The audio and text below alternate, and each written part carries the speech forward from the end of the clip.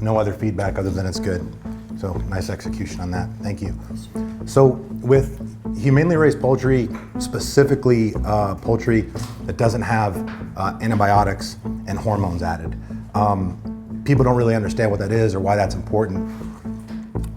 The living conditions of the animal absolutely matter. So when you have chickens that are kept in close proximity and they're just hoarding them and they don't have the ability to have free range, they don't have the ability to eat an organic diet. They're basically living in close quarters, they're sick. So what ends up happening is these the people who are raising the livestock, they pump them with antibiotics to essentially elongate their life expectancy. Unfortunately, that doesn't always work.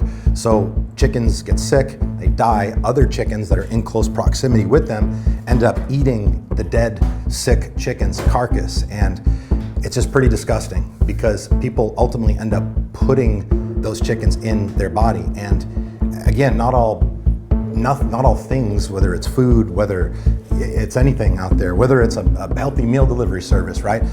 Not all things are created equal. And we have to understand if we're eating animals that are not fit because they're not able to roam and get exercise and not eating the right food and they're sick and they're pumped full of antibiotics, which we're then putting in our body, that's ultimately going to do a lot of things. It's not going to allow our body to respond effectively to the nutrients that we're supposed to be and that we think we're consuming. And it's also going to basically, when you take in antibiotics over the course of long periods of time, which most livestock are pumped full of antibiotics, it's ultimately going to, your body will build up a resistance to the antibiotics. And why that's a problem is if you ever get sick, if you ever have something that would require you to take antibiotics, but you've already built up a dependency to it, you're looking at some serious potential health implications there.